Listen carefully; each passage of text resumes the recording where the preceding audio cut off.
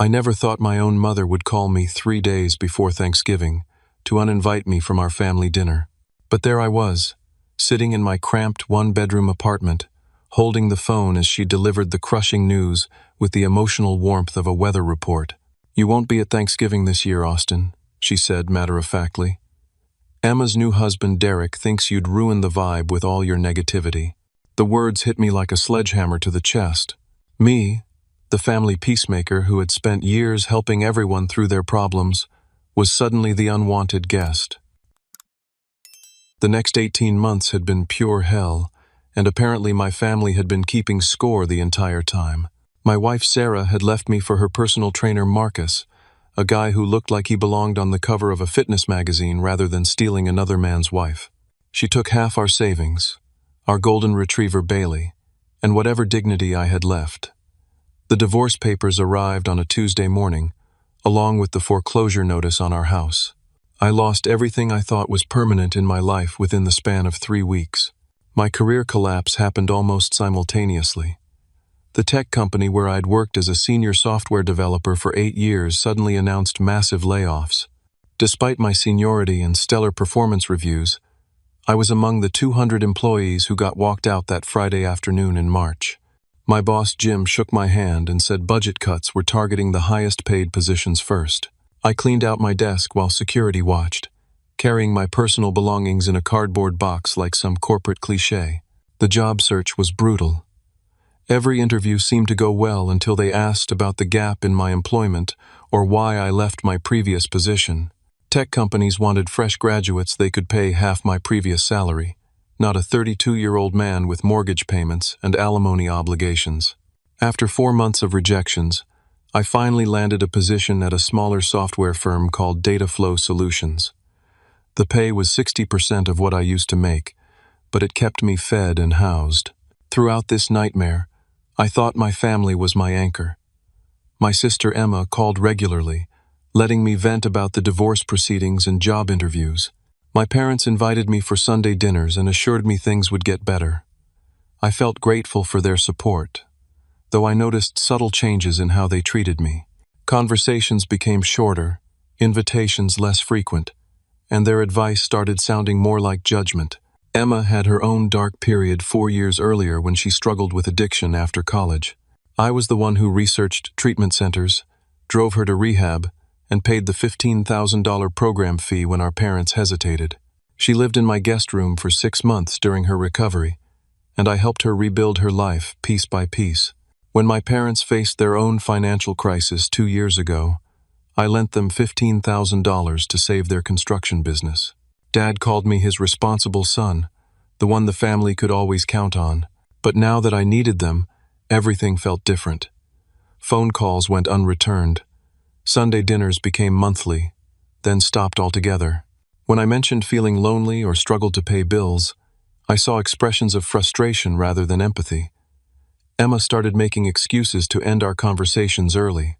My mother began suggesting I should focus on moving forward instead of dwelling on my problems. I met Derek at Emma's wedding 6 months ago. He appeared charming and successful, wearing an expensive suit and talking confidently about his marketing executive position at some company called Summit Strategies. He had the kind of easy smile that made people trust him instantly, but something about him made my skin crawl. During the reception, he made several comments about my divorce and career situation that felt like friendly concern but carried an underlying edge. "It's tough out there for guys our age," Derek said while we stood at the bar, "especially when life doesn't go according to plan. Emma mentioned you're really struggling to get back on your feet." The way he said struggling made it sound like a character flaw rather than a temporary setback. When I tried to change the subject, Derek persisted with questions about my living situation, my job prospects, and whether I was dating anyone yet. Emma was so radiant and happy that day. She kept thanking me for walking her down the aisle since Dad was recovering from his back surgery. "You've always been my protector," she whispered before the ceremony. "I don't know what I'd do without my big brother watching out for me." Her words meant everything to me, especially during such a difficult period in my own life. But Derek's behavior at the wedding planted seeds of doubt. He seemed to know details about my personal life that Emma couldn't have shared casually. He mentioned my therapy sessions with Dr. Peterson, my temporary prescription for anxiety medication, and even my brief struggle with drinking too much wine after Sarah left. These were private matters I'd only discussed with Emma during our most vulnerable conversations. The discovery that would change everything came when I realized Derek had been systematically turning my family against me by weaponizing every private detail I'd shared with Emma during my darkest moments. He painted me as unstable, bitter, and potentially dangerous to be around. Every vulnerable admission I'd made to my sister about feeling worthless or questioning my future became evidence of my deteriorating mental state in Derek's carefully constructed narrative. Sleep became impossible after that phone call from Mom. I spent the entire night pacing my apartment, replaying every family interaction from the past 6 months. Something felt fundamentally wrong about how quickly my family had turned against me. Emma and I had been close our entire lives. She wouldn't just abandon me unless someone was influencing her decision. At 3 in the morning, I opened my laptop and started investigating Derek's background. His LinkedIn profile looked impressive at first glance, showing employment at Summit Strategies, Pinnacle Marketing Group, and several other corporate-sounding companies. But when I dug deeper using my software development skills, cracks appeared in his story. Summit Strategies had no website, no physical address, and no employee directory. The phone number listed led to a disconnected voicemail. Pinnacle Marketing Group existed, but their employee directory had no Derek Matthews. When I called their human resources department, pretending to verify employment for a background check, they had no record of anyone by that name ever working there. The pattern continued with every company listed on Derek's resume. Either they didn't exist, had been closed for years, or had never heard of him. Derek's social media presence also seemed artificially constructed. His Facebook account only went back 8 months, right around the time he started dating Emma. His Instagram showed expensive vacations and luxury purchases, but the photos looked professionally staged rather than personal. There were no candid shots, no tagged friends from his past, and no family photos older than his relationship with Emma. Public records searches revealed even more disturbing information. Derek's real name wasn't Derek Matthews, as he'd told our family. Court documents showed someone named Derek Morrison, involved in multiple civil lawsuits related to financial fraud, identity theft, and breach of contract. The timeline matched perfectly with gaps in Derek's fake social media history. The most chilling discovery came when I found restraining orders filed by 2 different women against Derek Morrison in Colorado and Nevada. Both cases involved similar patterns: whirlwind romances followed by financial manipulation and psychological abuse. One woman named Jennifer described how Derek isolated her from her family by convincing her they were jealous of her happiness. Another victim, Patricia, detailed how Derek slowly gained access to her finances before disappearing with her inheritance money. Police reports painted an even darker picture. Derek had been investigated for elder abuse in Arizona, where he convinced a lonely widow to transfer her property deed to his name before vanishing. He was suspected of running online romance scams targeting middle-aged women, using multiple fake identities and stolen photos to build trust before requesting money for fake emergencies. The pattern became crystal clear. Derek was a professional con artist who specialized in targeting women from affluent families. He would research potential victims carefully, learning about their family dynamics and financial situations before making his move. Emma was perfect because our family had money and property, plus she'd been vulnerable after her addiction recovery. Derek's strategy involved isolating his targets from their support systems by turning family members against each other. I was the biggest threat because Emma trusted me completely and relied on my judgment about important decisions. Derek had to eliminate my influence before he could fully control Emma and gain access to our family's wealth. I tried calling Emma 17 times throughout the night, but every call went straight to voicemail. My texts asking if we could talk received only cold, one-word responses that didn't sound like her usual communication style. When I finally reached her the next morning, her voice sounded distant and rehearsed. "Austin, I can't keep doing this," Emma said without any warmth. "Derek showed me the things you've been saying about him online, the way you've been trying to investigate our relationship. It's creepy and obsessive. I need you to respect my marriage and stay out of our business. But I hadn't posted anything online about Derek. I hadn't contacted anyone in his circle or made any public comments about their relationship. Derek was clearly fabricating evidence to support his narrative that I was becoming unhinged and potentially dangerous. My parents refused to take my calls entirely. Dad's secretary at the construction company said he was too busy to speak with me. Mom's phone went directly to voicemail, and she never returned my messages. Derek had successfully poisoned every relationship I valued most in the world. That's when I discovered Derek had already begun draining Emma's bank accounts. Using her online banking login that she'd shared with him for convenience, I could see thousands of dollars being transferred to accounts belonging to his shell companies. Emma had recently invested $30,000 in something called Morrison Marketing Solutions, which appeared to be Derek's latest fake business venture. The morning after Thanksgiving, I sat alone in my office at Dataflow Solutions, trying to focus on debugging code while my family enjoyed their Derek-orchestrated gathering without me. The building was mostly empty, since most employees were extending their holiday weekend. I welcomed the solitude because it meant no one would ask why I looked like I hadn't slept in 3 days. Around 10 a.m., my assistant Jessica buzzed my desk phone. "Austin, there's someone here to see you. Says his name is Derek Matthews and he wants to discuss a business opportunity with you. Should I send him back?" My blood turned to ice water. Derek was here, in my workplace, less than 24 hours after my family had celebrated Thanksgiving without me. This couldn't be a coincidence. I told Jessica to send him back, my mind racing through possible reasons for this unexpected visit. Derek walked into my office wearing an expensive charcoal gray suit and his trademark fake smile.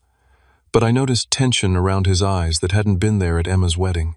He looked around my small office with barely concealed disdain before settling into the chair across from my desk. "Austin, good to see you," Derek said with manufactured warmth. "I hope you had a nice, quiet Thanksgiving. Sometimes we all need a break from family drama, right?" The casual cruelty of that comment made my stomach clench, but I forced myself to remain calm. "What brings you here, Derek?" Derek launched into an elaborate story about starting his own tech consulting company and needing talented developers for contract work. He claimed to have heard about my skills through industry connections and wanted to offer me freelance opportunities that could supplement my income significantly. "I know things have been tough since your divorce," Derek said with fake sympathy. "Emma mentioned you're struggling financially, and I thought maybe I could help. This contract work could pay up to $8,000 per month, but it would require you to relocate to Phoenix within 30 days to be closer to our client base." The offer was obviously designed to get me even further away from Emma and my family. Phoenix was over 1,000 miles away, making any future contact nearly impossible. But I played along, acting desperate and grateful for his supposed generosity. "That's incredibly generous," I said, trying to sound relieved rather than suspicious. "I'd definitely be interested in hearing more details." Derek became more confident as he sensed my apparent eagerness. He started dropping details about my personal life that only Emma could have known. He mentioned my therapy sessions with Dr. Peterson, including specific topics we'd discussed about my feelings of failure and inadequacy. He knew about my prescription for anxiety medication and my brief period of drinking too much wine after Sarah left. "Emma's really worried about you," Derek said, his voice dripping with false concern. "She told me about your breakdown last month, when you called her crying at 2 a.m. And the way you've been obsessing over our relationship instead of focusing on rebuilding your own life. She thinks a fresh start somewhere new might be exactly what you need." Each revelation felt like a knife twisting in my chest. These were private moments I'd shared with Emma during my most vulnerable periods, times when I'd reached out for support from the one person I trusted completely. Derek had weaponized my sister's love and concern against me, using my pain as ammunition to build his case for my removal. Derek also revealed he knew about my online investigation into his background. "Emma showed me the browser history from when you used her computer last month. All those searches about my employment history and personal life. It's concerning behavior, Austin. The kind of thing that makes families worry about someone's mental stability. But that was impossible. I had never used Emma's computer, and I'd conducted all my research on Derek from my own devices. He was either lying or had somehow gained access to my internet activity through other means. The accusation was designed to make me doubt my own memory and feel guilty for protecting my family. Then Derek made his fatal mistake. He became overconfident and started dropping hints about his plans for our family's financial future. He mentioned how Emma had been asking for his advice about optimizing their father's business investments. He casually referenced conversations about our mother's inherited property and whether she was making the best use of such valuable real estate. "Your family's been so welcoming," Derek said with a predatory gleam in his eyes. "Your father especially appreciates having someone with business experience to bounce ideas off. He's been asking my opinion about expanding the construction company, maybe bringing in some outside investors to fund bigger projects." Derek also revealed he knew I'd been snooping around online, trying to find information about his background. He warned me that any attempt to spread lies about him would result in legal action and complete estrangement from my family. His friendly mask slipped for just a moment, revealing the calculating predator underneath. "I've already spoken with a lawyer about harassment and defamation," Derek said coldly. "If you continue this obsessive behavior, I'll have no choice but to pursue criminal charges. Emma won't have any contact with someone who threatens her husband's reputation and safety. Neither will your parents." The most shocking revelation came when Derek casually mentioned he'd been recording some of our family conversations to protect himself from my increasingly erratic behavior. He threatened to release edited versions that would make me look unstable and dangerous if I didn't agree to relocate immediately and cut all contact with Emma. "I have recordings of you threatening me at the wedding reception," Derek lied smoothly. "Audio of you making inappropriate comments about Emma's marriage and expressing violent fantasies about people who've wronged you. Your employer might be very interested to know about your mental health issues and aggressive tendencies." After Derek left my office, I sat in stunned silence for 20 minutes, processing the magnitude of his threats. He held all the cards: my family's trust, their financial vulnerability, and apparently recordings that could destroy my reputation and career. But Derek had made one crucial mistake during his visit. He didn't know my office was equipped with security cameras that had recorded our entire conversation. I immediately saved the footage to multiple backup locations and called my friend Marcus Rivera, a private investigator who'd helped me during my divorce proceedings. Marcus was a former police detective who specialized in fraud investigations, and I trusted him completely. Within an hour, he was sitting in my office reviewing the security video and taking detailed notes. "This guy's a professional," Marcus said grimly. "Everything about his approach screams experienced con artist. The way he's isolated you from your family, gathered personal information to use as weapons, and positioned himself as their protector while painting you as the threat. I've seen this pattern dozens of times." Marcus agreed to fast-track a comprehensive background investigation on Derek Morrison, using resources and databases not available to civilian searches. He promised to have preliminary results within 24 hours and a complete report within the week. The preliminary findings arrived the next morning and confirmed my worst fears. Derek Morrison was wanted in 3 states for various fraud schemes, including elder abuse, identity theft, and wire fraud. He'd been using multiple fake identities for the past decade, targeting vulnerable women and their families across the southwestern United States. Marcus discovered Derek's current marketing company was actually a shell corporation registered in Delaware with no legitimate business operations. The company existed solely to launder money from his various criminal enterprises, including online romance scams he ran simultaneously with his long-term cons like the one he was pulling on Emma. The private investigator also located Derek's previous victims, including both ex-wives who were willing to provide detailed statements about his patterns of manipulation and abuse.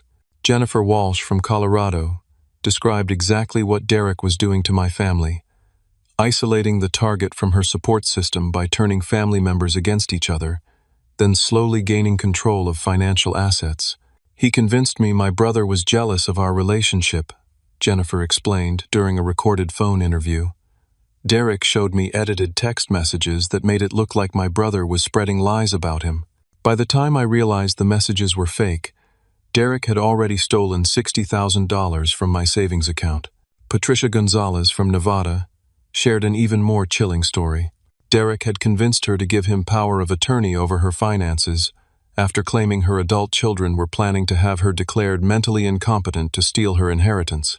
"He made me believe my own family was plotting against me," Patricia said.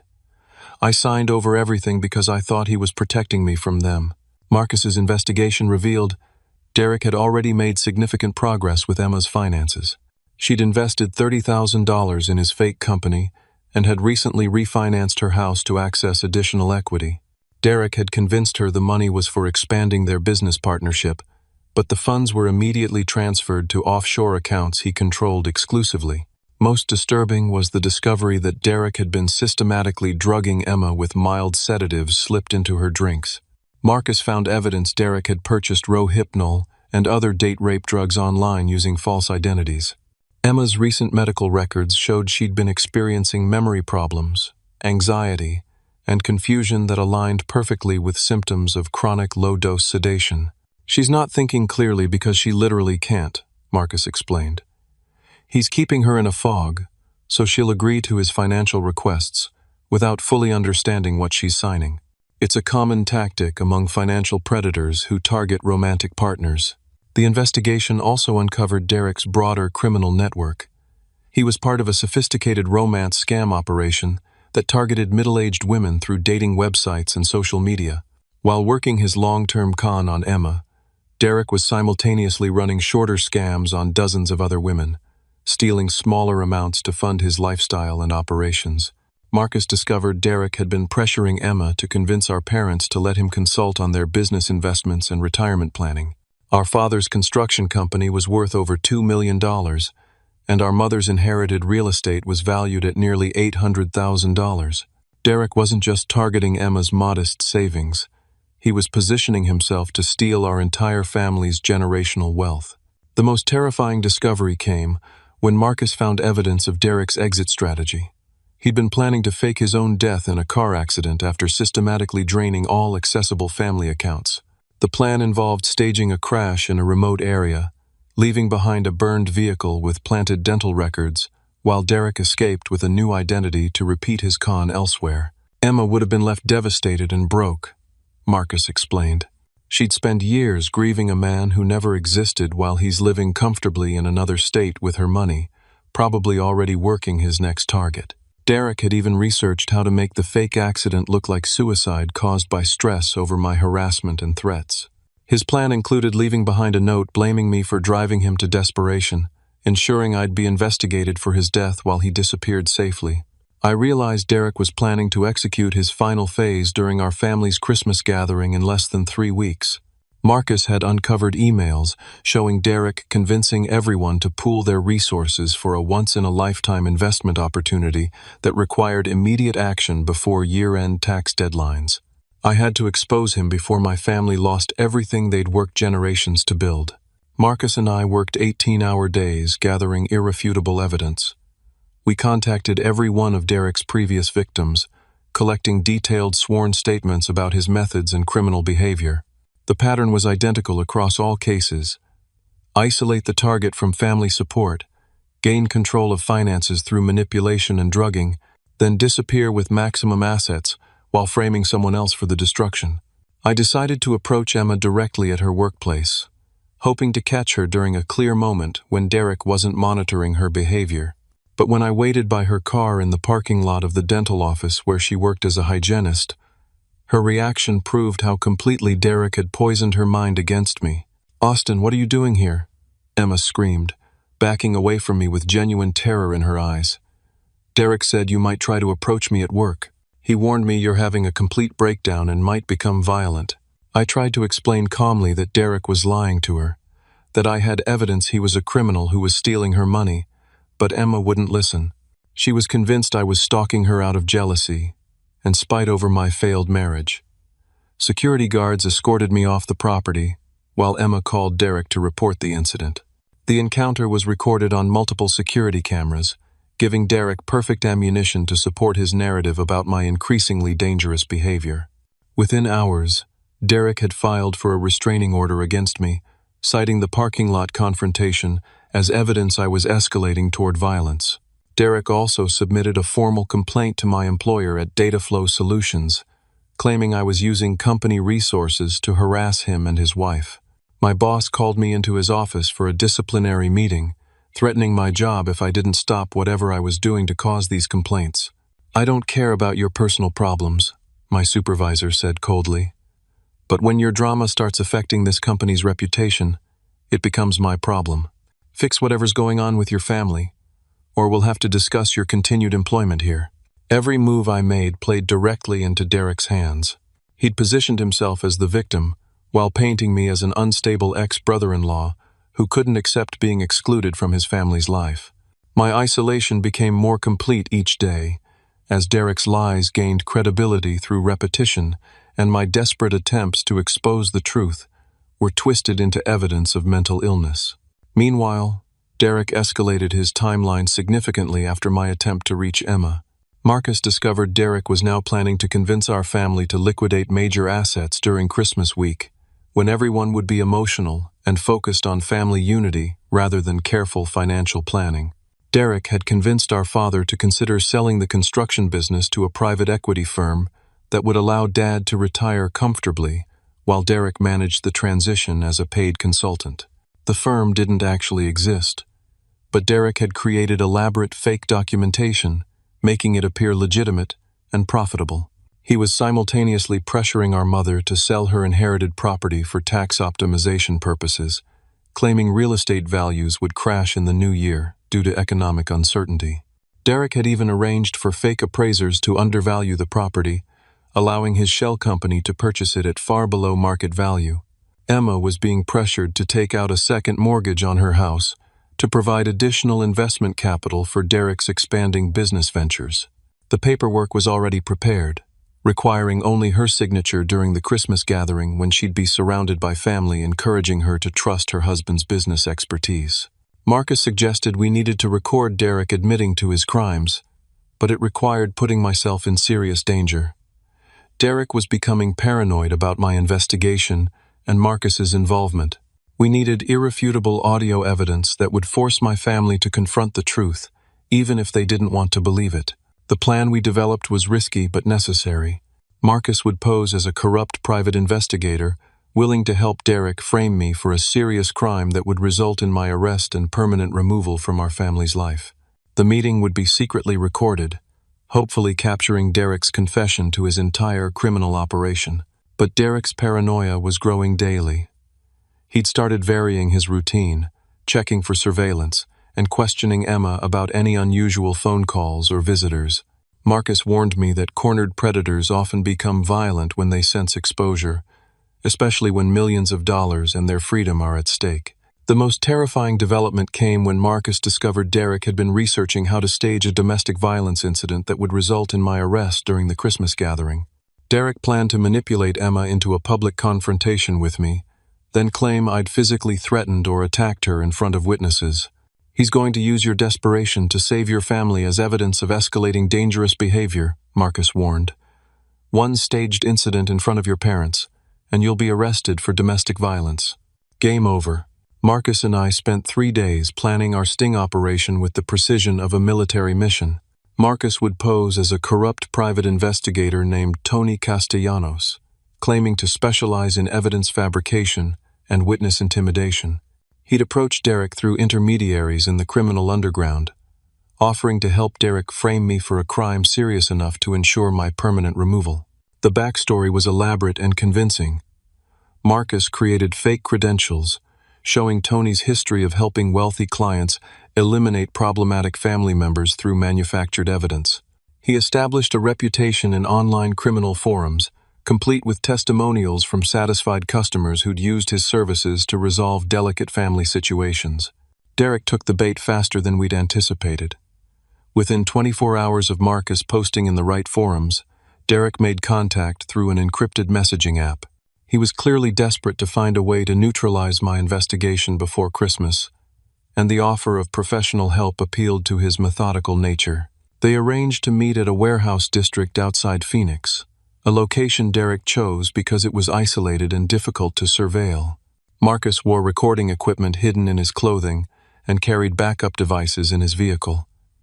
I monitored the situation from a safe distance, ready to call police if Derek became violent or suspicious. During the recorded meeting, Derek revealed the full scope of his criminal operation with shocking arrogance. He admitted to drugging Emma regularly to keep her compliant and confused about their financial transactions. He bragged about the sophistication of his identity theft operation and described how he'd researched our family for months before approaching Emma. The sister was perfect, Derek said with disgusting pride. Recent addiction recovery made her vulnerable, and the family had money but not enough security to protect it properly. The brother was the only real threat because she trusted his judgment completely. Derek explained in detail how he'd systematically destroyed my reputation within the family by sharing edited versions of private conversations Emma had with me. He'd recorded phone calls without her knowledge, then spliced together fragments to create audio that made me sound unstable, bitter, and potentially dangerous. I convinced them he was having a breakdown, Derek continued. Every time he reached out for family support, I made sure they saw it as evidence of his deteriorating mental state. Instead of helping him, they started protecting themselves from him. The recording captured Derek's admission that he'd been intercepting my communications with family members, deleting text messages and emails before they could be read. He'd been using Emma's phone and social media accounts to send hostile messages to me, making it appear she was rejecting my attempts at reconciliation. Most damning was Derek's description of his financial crimes against our family. He admitted to stealing over $60,000 from Emma's accounts and revealed his plan to liquidate our parents' assets during Christmas week. He'd already prepared false documentation for property transfers and business sales, requiring only signatures obtained under emotional manipulation. Derek also confessed to his backup plan involving my elimination through false criminal charges. He'd been planting evidence in Emma's house and car that would support domestic violence allegations against me. The plan included staging a confrontation where Emma would appear to defend herself against my supposed attack, with Derek heroically intervening to protect her. Once he's arrested for domestic violence, the family will completely cut contact, Derek explained. They'll see him as a dangerous criminal who threatened their daughter's safety. I'll be the hero who protected her from her unstable brother. The conversation took a darker turn when Derek started asking specific questions about Marcus's willingness to arrange permanent solutions for problematic targets. Derek inquired about making my death appear accidental or suicidal, ensuring I could never expose his crimes or threaten his control over Emma. How difficult would it be to arrange a car accident? Derek asked casually. Something that looks like he lost control during an emotional breakdown. I need him gone permanently, not just discredited. Marcus played his role perfectly, encouraging Derek to reveal more details while secretly documenting every admission. Derek described how he'd studied other criminals' methods through online forums and dark web resources. He'd learned psychological manipulation techniques specifically designed for financial exploitation of romantic partners and their families. But Derek's paranoia suddenly kicked in during the final part of their meeting. He started questioning Marcus's credentials more aggressively and seemed suspicious about the recording equipment Marcus was carrying. Derek's survival instincts had kept him free for over a decade, and something about the situation started triggering his alarm bells. "You're asking a lot of specific questions," Derek said, his demeanor shifting from confident to cautious. "How do I know you're not recording this conversation for someone else?" Derek abruptly ended the meeting and immediately called Emma, warning her that I'd hired a private investigator to fabricate evidence against him. He told her they needed to accelerate their timeline and consider moving out of state immediately for their safety. Marcus and I realized Derek suspected he'd been caught, which meant he might disappear with whatever money he'd already stolen rather than risk exposure. We had one chance to save my family, but it meant revealing ourselves and gambling everything on their willingness to listen to recorded evidence of Derek's confessions. Derek's final threat came through a series of text messages sent to my phone from an untraceable number. He discovered our sting operation and promised to kill Emma and frame me for her murder unless I agreed to take my own life, making it appear as a suicide confession to stalking and harassment charges. "You have 24 hours to drive your car off a cliff," the message read. "Leave a note confessing to harassing my wife and threatening my life. If you refuse, Emma dies and everyone will believe you finally snapped and killed her out of jealousy." I made the desperate decision to crash our family's Christmas gathering with Marcus and all the evidence we'd collected. Derek would be there, and it was my only opportunity to expose the truth before he either disappeared or followed through on his threat to hurt Emma. I knew the family would initially be hostile, but I had to gamble on their love for Emma being stronger than Derek's manipulation.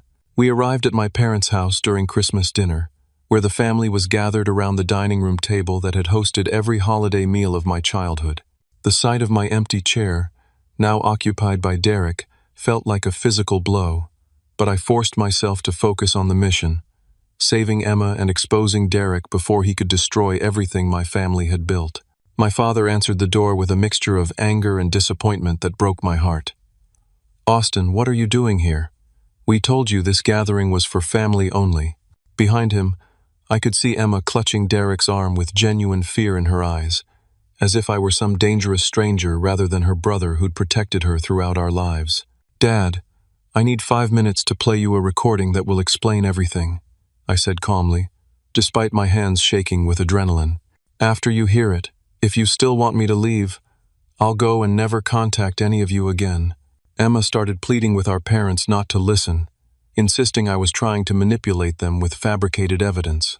Her desperation should have been a red flag, but Derek had conditioned them to see her distress as proof of my harmful intentions rather than evidence she was being controlled. But our mother's maternal instincts finally kicked in. She'd been noticing Emma's memory problems, personality changes, and unusual anxiety for months. Something about Emma's frantic insistence that they not listen to any evidence made Mom pause and reconsider the situation. "Let him play whatever he has," Mom said quietly. "If it's lies, we'll know immediately. But if there's even a chance Emma's in danger, we need to hear it." As Derek's recorded confession played through Marcus's portable speaker, I watched my family's faces transform from skepticism to horror to devastation. Derek tried desperately to claim the recording was fake, generated by artificial intelligence, or edited to misrepresent his words. But Marcus had brought backup evidence: financial records, victim testimonies, and police reports from 3 states. Emma collapsed into a chair as the magnitude of Derek's manipulation became clear. She realized her memory problems weren't natural anxiety, but the result of being systematically poisoned. She remembered times when Derek insisted she avoid contact with me, moments when he seemed to know private conversations she couldn't recall having, and financial decisions she'd made while feeling confused and pressured. "I gave him power of attorney last week," Emma whispered in horror. "He said it was for tax purposes, but I signed papers I didn't really understand. I felt so foggy and confused, but Derek said it was just wedding stress." Our father went pale as he realized how close he'd come to signing over his construction business to Derek's fake investment firm. The contracts were already prepared and sitting in Derek's briefcase, requiring only Dad's signature to transfer ownership to a shell company Derek controlled. Mom began crying as she understood Derek had been planning to steal the property she'd inherited from her mother, real estate that had been in our family for 3 generations. Derek had convinced her the market was about to crash, and she needed to sell immediately to protect her investment. Derek's mask finally slipped completely when he realized his con had been exposed. In desperation, he pulled a knife from the kitchen and grabbed Emma, threatening to kill her if anyone tried to stop him from leaving. This final act of violence removed any remaining doubt about his true nature and intentions. "Austin ruined everything," Derek screamed, pressing the blade against Emma's throat. "I had the perfect plan, and he couldn't just let me be happy with his sister. Now she has to pay for his interference." Marcus's partner Jake, who'd been positioned outside, came through the back door and tackled Derek from behind. The knife went flying as Derek hit the floor, finally restrained and facing the consequences of his crimes. Emma sobbed in my arms as police sirens approached, called by neighbors who'd heard the commotion. Derek's arrest triggered a cascade of justice across multiple states. The evidence Marcus and I had gathered led to Derek's prosecution not only for crimes against our family, but also for outstanding warrants in Colorado, Nevada, and Arizona. His romance scam network collapsed as victims came forward, and law enforcement recovered hundreds of thousands of dollars in stolen assets. Emma required months of medical treatment to recover from the chronic poisoning and psychological manipulation she'd endured. She entered therapy with Dr. Sarah Mitchell, a specialist in trauma recovery, who helped Emma rebuild her ability to trust her own judgment and memory. The guilt Emma felt about how she'd treated me during Derek's manipulation was almost overwhelming. "I can't believe I chose him over you," Emma cried during one of our first honest conversations after Derek's arrest. "You were trying to save me, and I thought you were trying to hurt me. What kind of sister does that make me?" I assured Emma that Derek was a professional manipulator who'd fooled law enforcement officers and judges across multiple states. His ability to control people's perceptions was his criminal specialty, and she was a victim rather than a collaborator. Our relationship slowly healed as Emma processed the trauma and began remembering events more clearly. Our parents were horrified by their role in Derek's manipulation. They realized their willingness to believe negative things about me during my difficult period had made them perfect targets for Derek's lies. Dad especially struggled with guilt over how quickly he'd accepted Derek's version of events without giving me a fair hearing. "I failed you when you needed us most," Dad admitted during a tearful conversation. A real father would have supported his son through hard times, not abandoned him because life got messy. I let a stranger convince me to doubt my own child. We began family therapy with Dr. Patricia Chen, a counselor who specialized in rebuilding relationships damaged by external manipulation. The sessions helped us understand how families can be vulnerable to predators who exploit existing tensions and insecurities to divide and conquer. Emma moved back into our parents' house temporarily, while recovering emotionally and financially from Derek's theft. She'd lost her savings and faced foreclosure on her house, but the family rallied together to help her rebuild. Dad hired Emma as the office manager for his construction company, giving her stable income and keeping her close while she healed. The family established new rules about transparency and communication. We agreed to support each other through difficult times, rather than making judgments or withdrawing support when life became challenging. Most importantly, we learned to verify information and question sudden changes in family dynamics that didn't feel natural.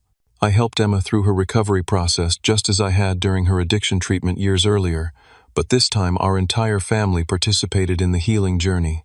We discovered that shared trauma, when handled with love and honesty, can actually strengthen family bonds rather than destroy them. Eventually, Emma found love again with Michael Torres, a teacher she met in her support group for fraud victims. I thoroughly vetted Michael's background using the investigation skills I'd learned from Marcus, but he proved to be genuine, patient, and committed to earning our family's trust slowly and transparently. Our father brought me into the construction business as a technology consultant, combining my software development expertise with his building knowledge to modernize operations and expand into commercial projects. Working together healed our relationship while creating new opportunities for family collaboration. Mom used part of the money recovered from Derek's accounts to establish the Emma Austin Family Protection Fund, a nonprofit organization that educates families about romance scams and provides support for victims of financial manipulation. She wanted Derek's crimes to result in something positive that could protect other families from similar predators. I eventually found love with Dr. Sarah Mitchell, the trauma therapist who helped Emma recover. Sarah's experience counseling fraud victims gave her unique insight into the emotional aftermath of betrayal, and she helped me process my own trauma from being systematically alienated from my family. Derek received a 15-year federal prison sentence after pleading guilty to multiple charges, including fraud, identity theft, and attempted murder. The other members of his romance scam network were also prosecuted, effectively dismantling an operation that had stolen millions of dollars from vulnerable victims across the country. The following Thanksgiving was the most meaningful our family had ever celebrated. Emma gave a toast thanking me for refusing to give up on our family, even when they'd turned against me. She apologized publicly for doubting me and praised my courage in facing Derek's threats to save her life. Austin taught me that real love means fighting for people, even when they push you away, Emma said through tears. He risked everything to expose Derek because he knew I was in danger, even though I treated him like an enemy. That's the kind of brother everyone deserves. I reflected on the profound life lessons our experience had taught us. Families must support each other through dark times rather than abandoning members when life becomes difficult. True love and loyalty are proven during hardship, not during easy periods when everything goes smoothly. We also learned that predators target families by exploiting existing cracks and weaknesses, making unity and open communication essential for protection. When family members start behaving out of character or making sudden changes to long-time relationships, those changes should be questioned rather than automatically accepted. Most importantly, I discovered that persistence motivated by genuine love can overcome even the most sophisticated manipulation. Derek was a professional criminal with years of experience destroying families, but he couldn't defeat the determination of someone fighting to protect people he truly loved. The experience changed our family permanently, but in positive ways. We became closer, more honest, and more appreciative of the relationships we'd almost lost. Derek's attempt to destroy us ultimately made us stronger and more resilient against future threats. Our Christmas gathering now includes Derek's other victims who have become like extended family members. We support each other through ongoing recovery and share resources for protecting other vulnerable families. What began as Derek's plan to isolate and destroy us evolved into a network of people committed to preventing others from experiencing similar trauma. I keep Derek's mugshot in my desk drawer as a reminder that evil can appear charming and successful while planning terrible destruction. But next to it, I keep photos from our last family gathering, showing everyone laughing and celebrating together. The contrast reminds me that love and truth ultimately triumph over manipulation and lies. Have you ever had to fight for someone you love even when they couldn't see the danger they were in? Family relationships can be complicated, and sometimes protecting the people we care about requires incredible courage and persistence. What would you do if a manipulative person tried to turn your family against you? Thank you for listening to my story, and I hope it reminds you to cherish your family relationships and stay alert to people who might try to exploit them. Please like this video if it resonated with you. Subscribe for more real-life stories that matter. Share it with someone who needs to hear this message, and comment below with your own experiences or thoughts about protecting family from manipulation. Remember that love and truth will always overcome deception, but sometimes it takes incredible courage to defend the people who matter most. Stay strong, stay united, and never give up on the people you love.